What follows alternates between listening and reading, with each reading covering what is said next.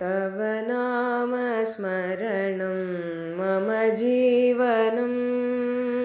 तव नाम श्रवणं परमानन्दं तव रूपग्रहणं भवहरणं तव पादसेवनं मम रक्षकम् ब्रह्मानन्दं स्वामिनामं नेत्रानन्दं स्वामिरूपं नित्यानन्दं स्वामिगीतं हृदयानन्दं स्वामिबोधम् आत्मानन्दं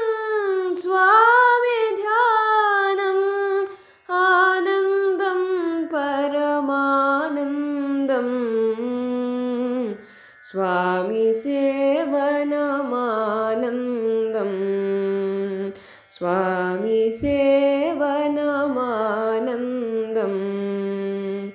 स्वामिसेवनमानन्दम्